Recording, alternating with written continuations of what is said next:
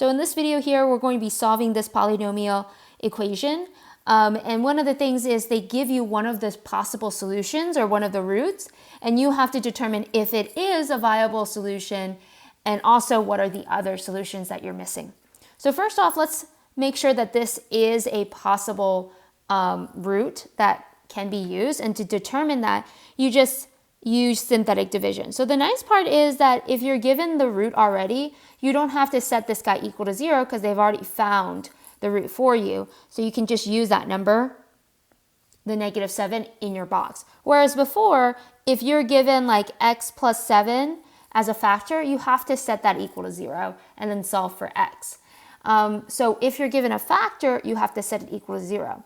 If you're given a root, you just automatically use that for your synthetic. And so the reason why you do this is because x is already by itself. In this case, they've already solved for x for you. All right, from here, let's go ahead and label. So x to the third is my highest power, which tells me that in this case, I should have 3 solutions. So I have 1, 3, -25, and 21. So I've already labeled and put the coefficients to their corresponding labels. Bring down the first term.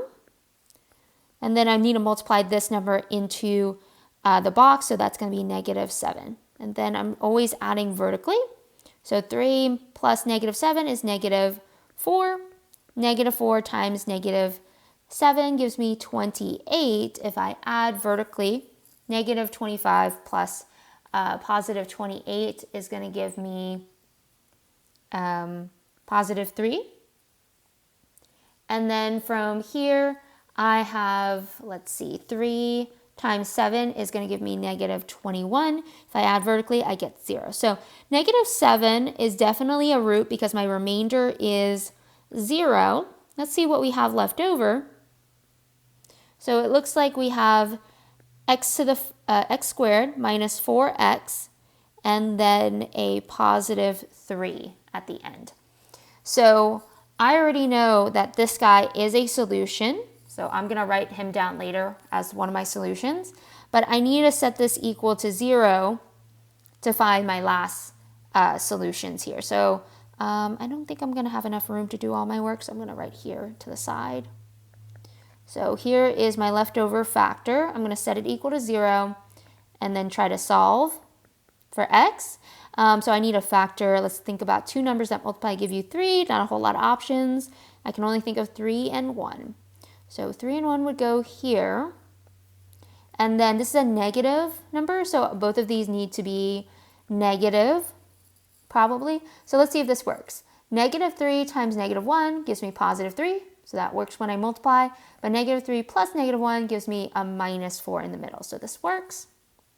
So I'm going to set each factor equal to 0, and then try to get x by itself. So x is equal to +3 and x is equal to +1. So I found my other 2 solutions. So it looks like x here, let me write this down below, x is equal to -7, +3, and +1. So this is my final solution.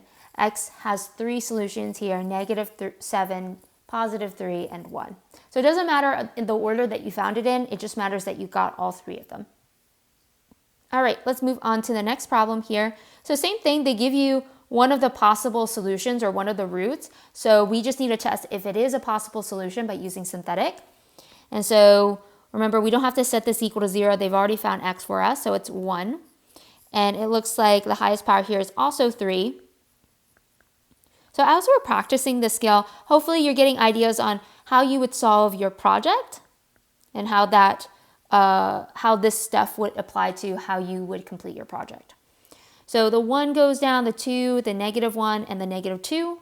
I'm going to bring down the first term, and then I always multiply the bottom terms with the number in the box. So 1 times 1 is 1, and then I always add vertically, so this becomes a 3. 3 times 1 is 3, and -1 plus 3 is 2. 2 times 1 is 2. If I add, that makes it 0. So yes, this is definitely a factor.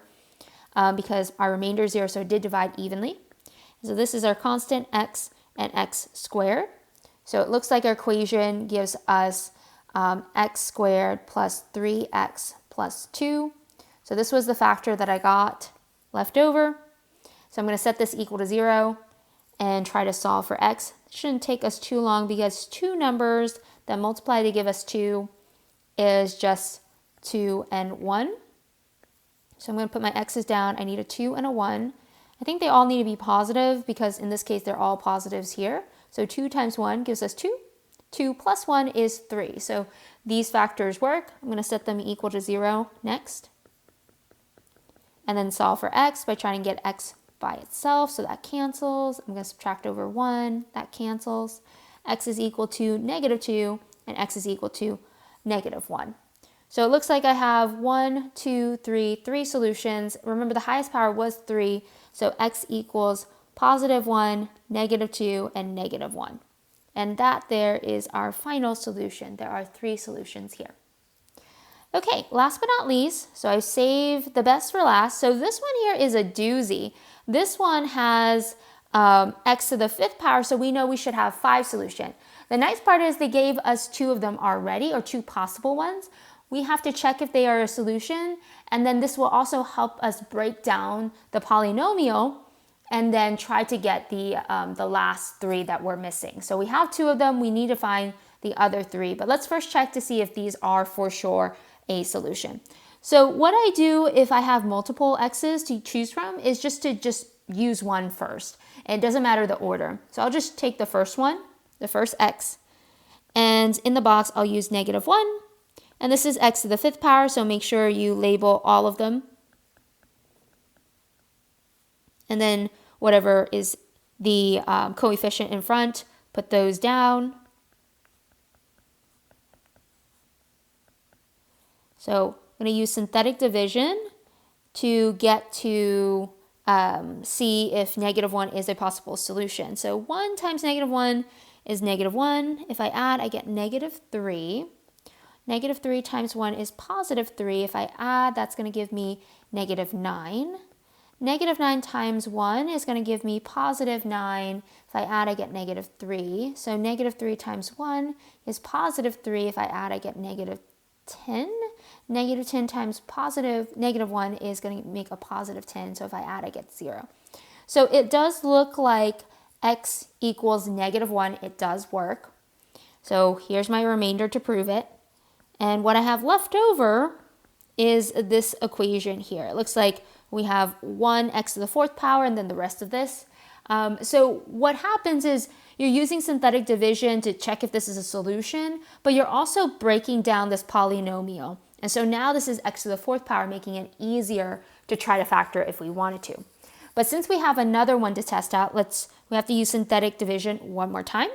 So now our equation is 1x to the 4th minus 3x to the 3rd minus 9x squared minus 3x minus 10.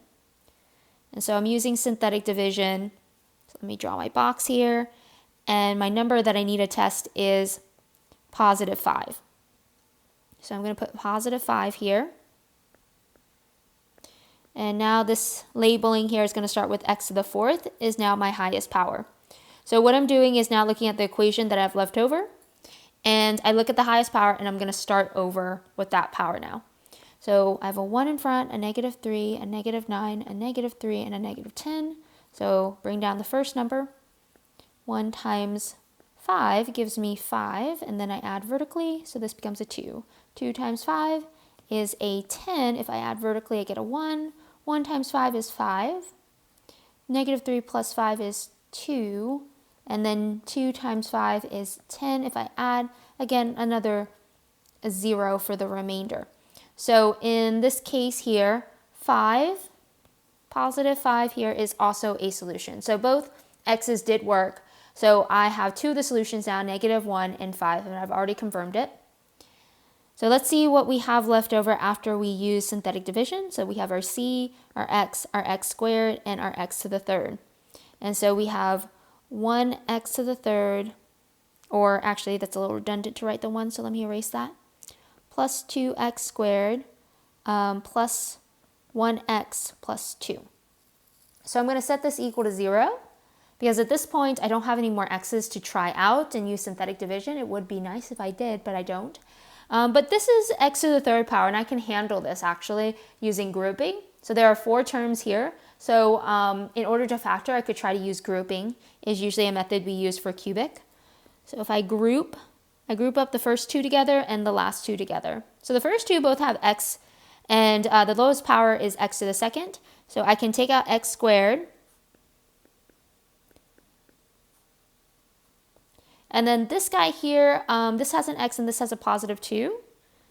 So I could maybe, let's see, I couldn't pull out anything, so I could just put a 1 in front to make this a little bit cleaner here.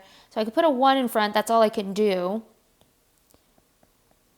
Which is kind of nice because both of them have x plus 2, so I know I can factor those 2 out. So I'm going to take out x plus 2. That means I'm left with x squared and a plus 1. So I have to write my own factor for that. So x squared plus 1 and set that equal to 0. So I'm almost there. I just have to set this equal to 0 and solve for x. So the first one here, I'll just subtract 2 over. It looks like x is equal to negative 2 for one of the solutions. The next one I need to subtract 1 over. X squared comes down, and this is a negative 1. And then I have to take a square root to get rid of a square, or the exponent.